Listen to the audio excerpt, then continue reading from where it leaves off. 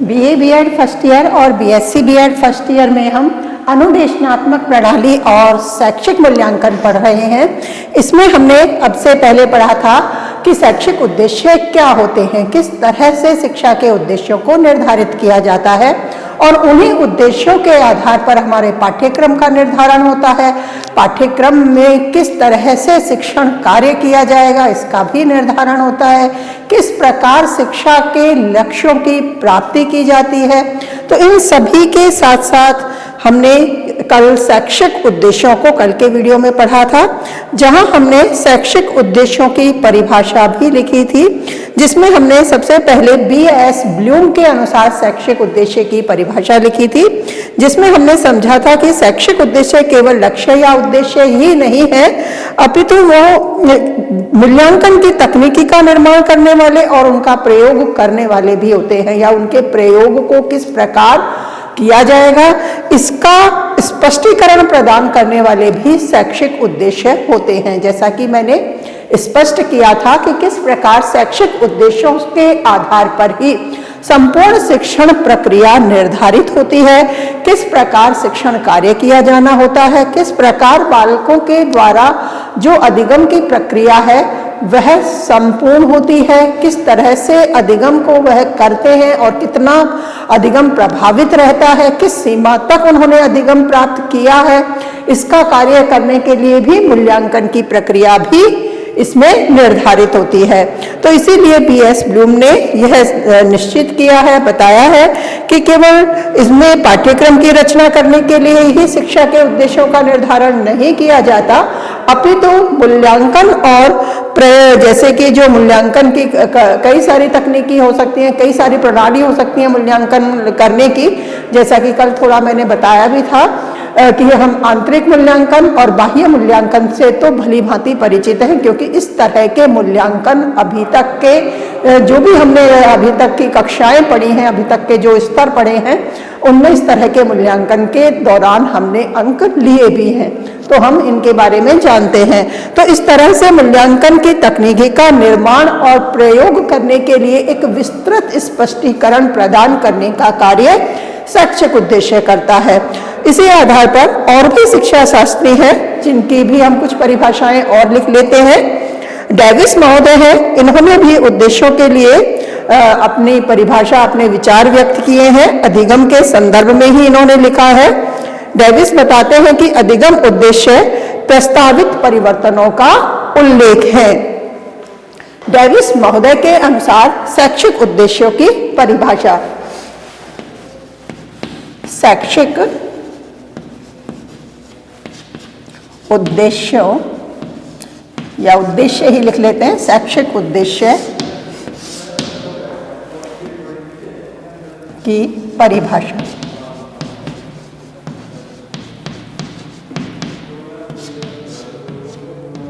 परिभाषाएं BS Bloom की परिभाषा, इसमें से हम कल लिख चुके हैं। बीएस ब्लूम, इनके आधार पर हम पूरी ब्लूम टैक्सोनॉमी भी पढ़ेंगे, जो मैंने कल भी बताया था। अभी हम परिभाषा पढ़ रहे हैं। दूसरा, डेविस महोदय के अनुसार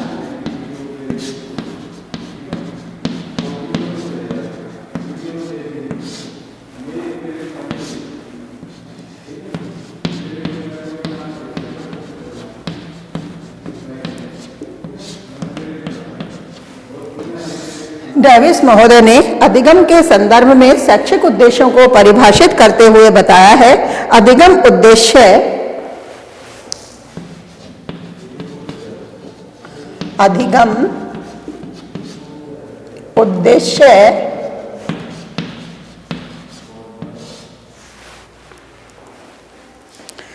प्रस्तावित परिवर्तनों का उल्लेख है। प्रस्तावित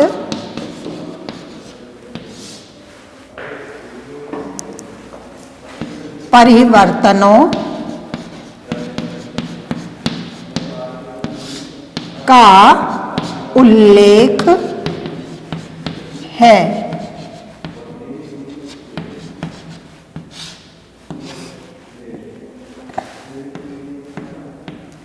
देखो, जैसा कि हमने अधिगम का क्या अर्थ पढ़ा था, अपेक्षित व्यवहारगत परिवर्तन।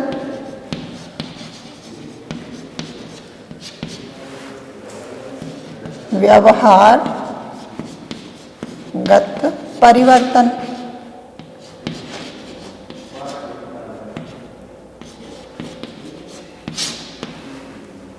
या सीखना।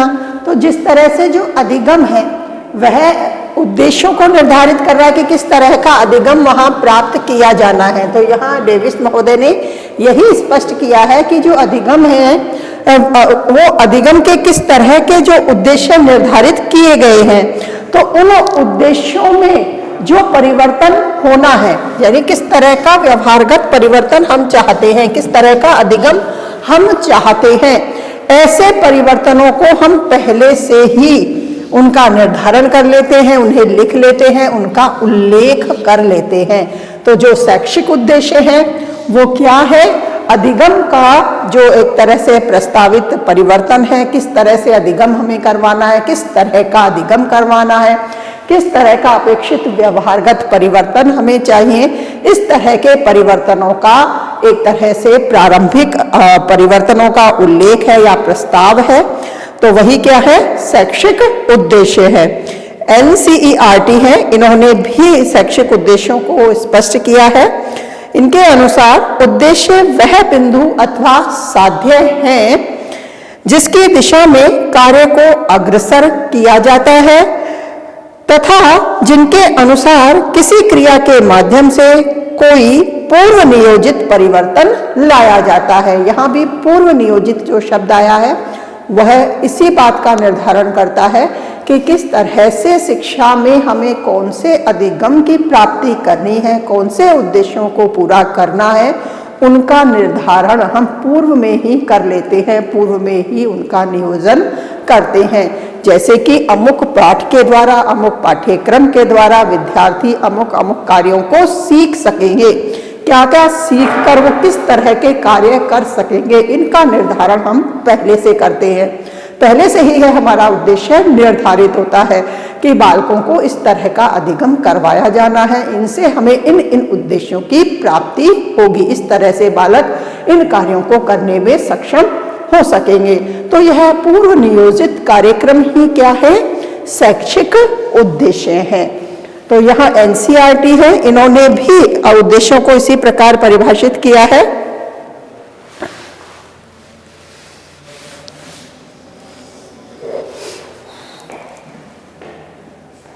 तीसरा लिख लेंगे, NCERT के अनुसार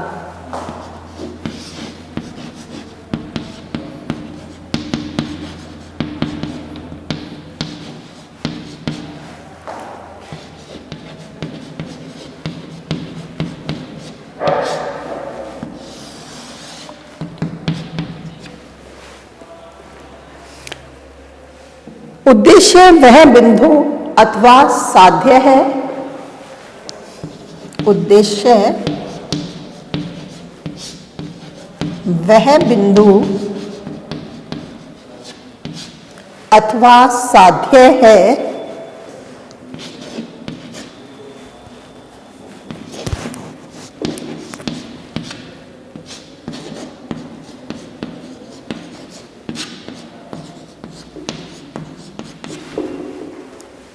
वह बिंदु अथवा साध्य है जिसकी दिशा में कार्य को अग्रसर किया जाता है, जिसकी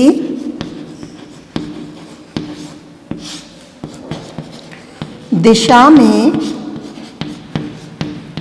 कार्य को अग्रसर किया जाता है, अग्रसर किया जाता है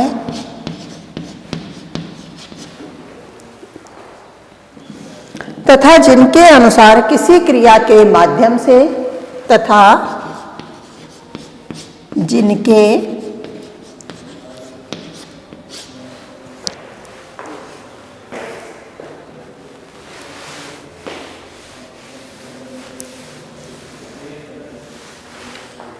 जिनके अनुसार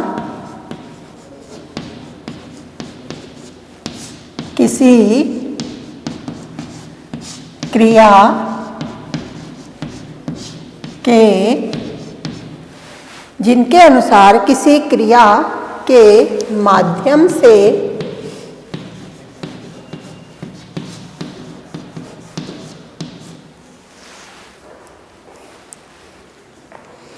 कोई पूर्व नियोजित परिवर्तन लाया जाता है। कोई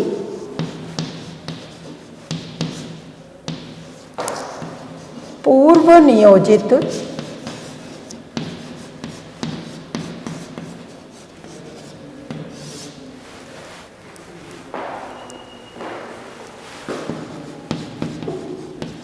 परिवर्तन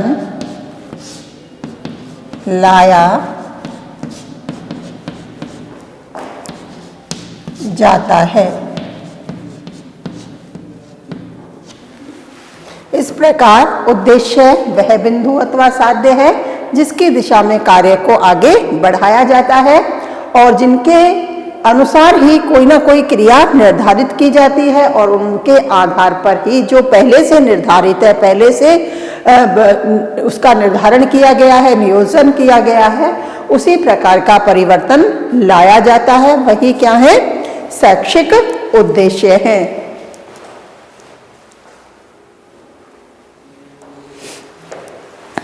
इसी प्रकार जैसे हॉस्टन है शिक्षाविद, इन्होंने भी शिक्षा के उद्देश्यों को परिभाषित करते हुए बताया है कि शैक्षिक जो उद्देश्य है वो व्यवहार रूप में प्रकट एक क्षमता या निपुणता है जो शिष्य वहां अर्जित करते हैं जहां शिक्षण वह करने में सफल है जिसे करने के लिए उसे प्रतिपादित किया गया है। यानी शिक्षण के जो शिक्षण कार्य भी शैक्षिक उद्देश्यों के आधार पर ही किया जाता है, उसका संपादन भी उद्देश्यों के आधार पर ही पूर्ण किया जाता है, क्योंकि शिक्षण के माध्यम से ही जिन उद्देश्यों को निर्धारित किया गया है उनकी प्राप्ति की जाती है। तो इस प्रकार हॉस्टन की जो शैक्षिक उद्देश्य से संबंधित परिभाषा है इसको भी लिख लेते हैं। हॉस्टन के अनुसार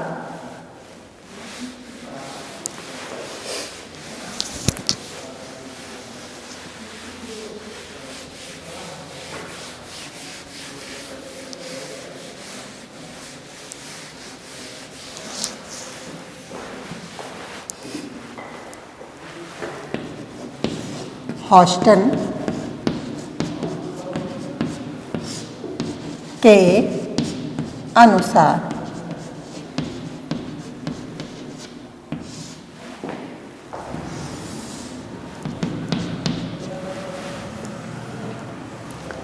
एक शैक्षिक उद्देश्य व्यवहार रूप में एक शैक्षिक उद्देश्य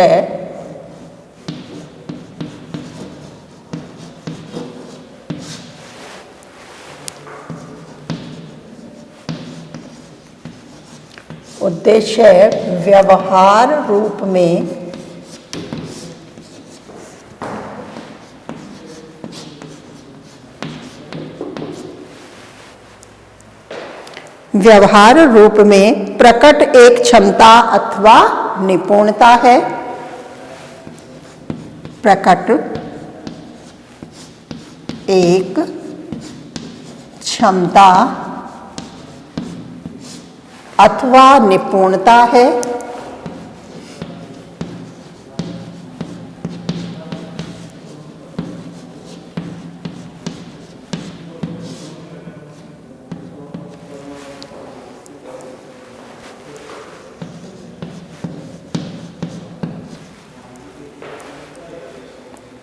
जो शिष्य वहां अर्जित करते हैं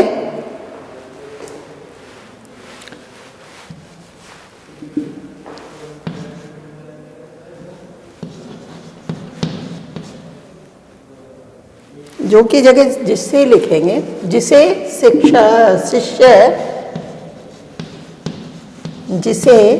शिष्य वहां अर्जित करते हैं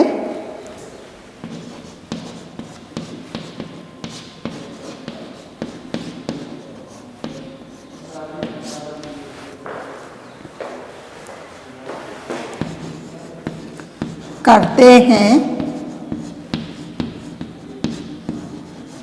जहां वह शिक्षण करने में सफल होते हैं।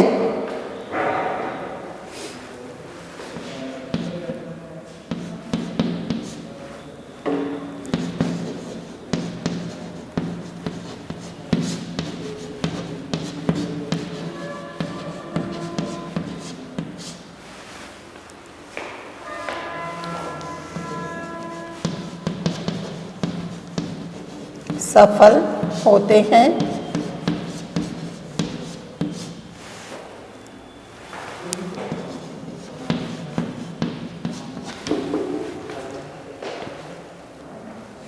जिसे करने के लिए उसे प्रतिपादित किया गया है। जिसे करने के लिए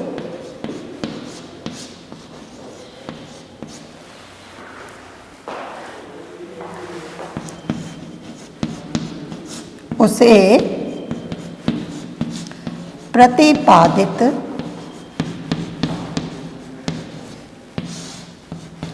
किया गया है।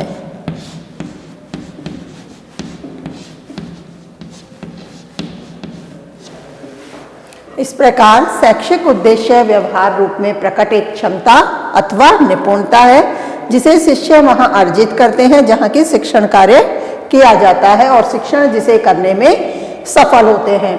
जिसे करने के लिए उसे प्रतिपादित किया गया है। उसे से अर्थ भी यहाँ किसके लिए है? शैक्षिक उद्देश्यों के लिए है।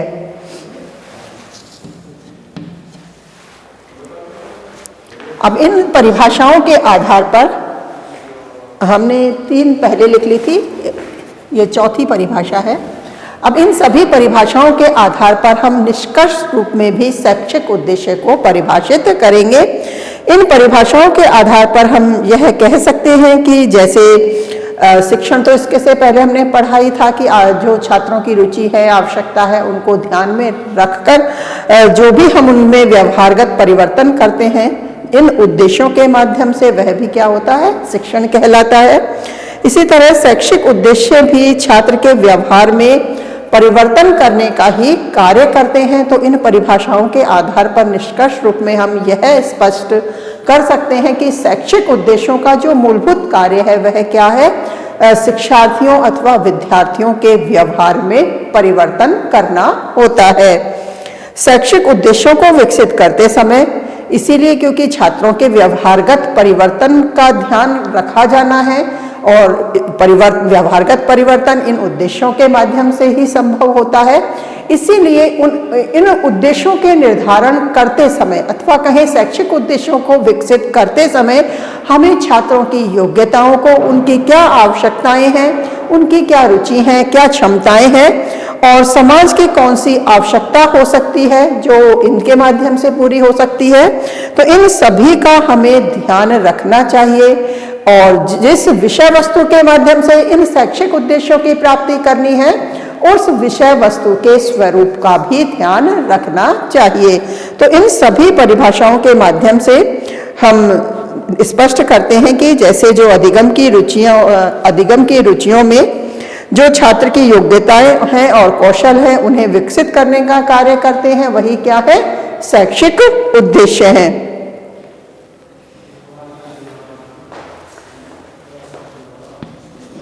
अतः उपरोक्त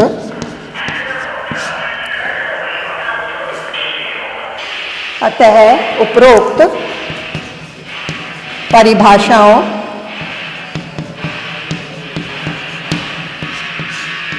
के आधार पर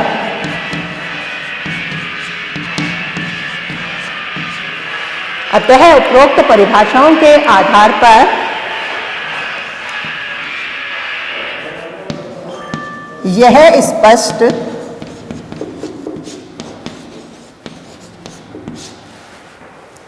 उपरोक्त परिभाषाओं के आधार पर यह स्पष्ट किया जा सकता है कि अधिगम की रुचियों में छात्र अधिगम की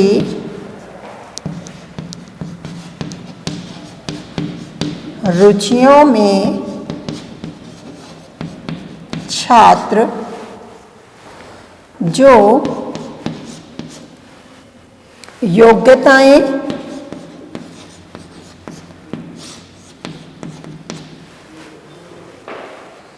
और कौशल विकसित करता है,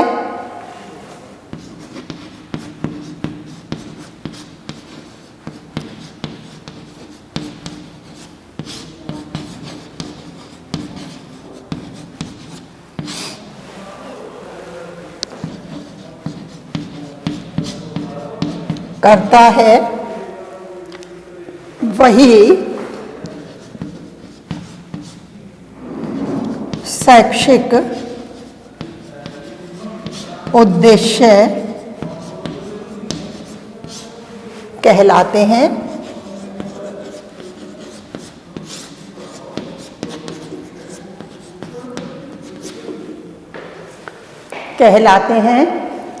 शैक्षिक उद्देश्यों को विकसित करते समय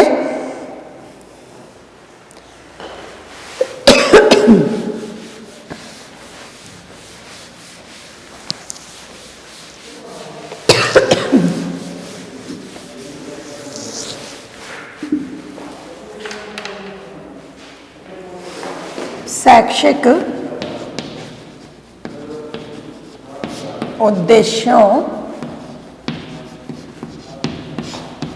का मूलभूत कार्य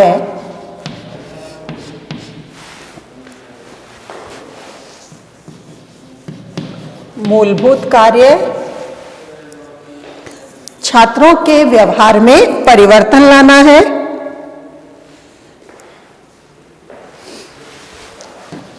छात्रों के व्यवहार में अनुकूल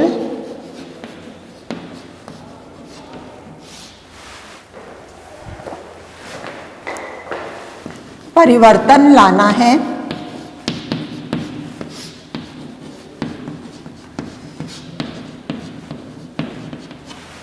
इसलिए शैक्षिक उद्देश्यों को विकसित करते समय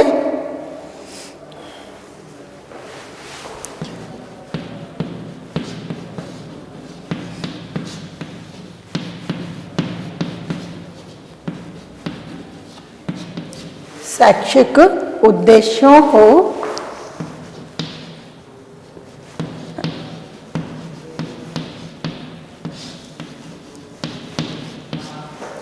विकसित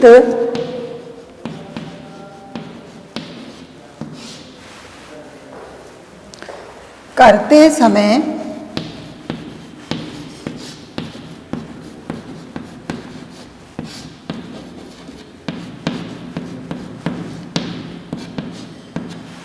छात्रों की रुचियों, आवश्यकताओं, उनकी क्षमताओं, योग्यताओं का छात्रों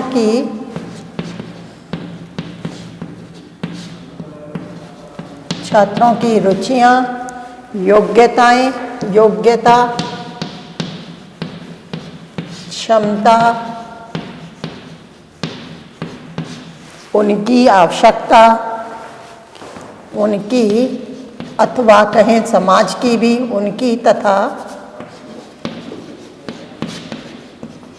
समाज की ही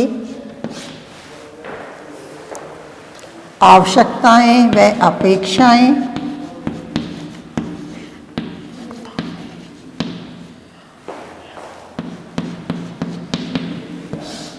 एवं अपेक्षाएं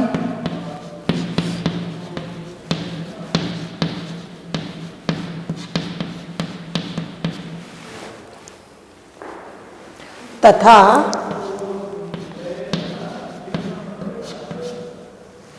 विषय के स्वरूप का ध्यान रखना चाहिए। विषय के स्वरूप का ध्यान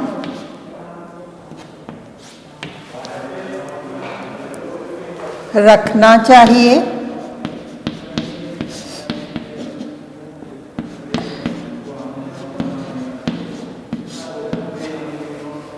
इस प्रकार हमारे शैक्षिक उद्देश्यों का जो संप्रत्यय है वह पूरा हो गया, जिसमें हमने अर्थ और परिभाषाओं को पढ़ लिया है।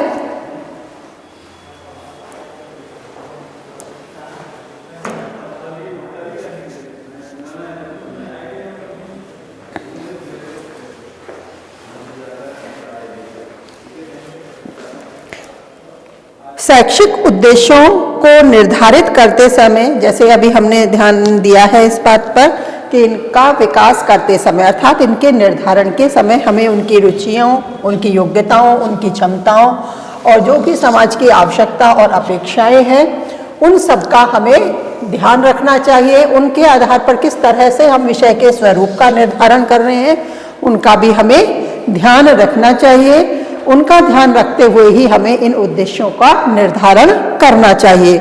अब हमारे जो शैक्षिक उद्देश्य हैं उनके निर्धारण का भी, जैसे हम उनके आधारों की बात करें तो मुख्य रूप से यही सारी बातें, ये सभी क्या है, शैक्षिक उद्देश्यों के मुख्य आधार हैं।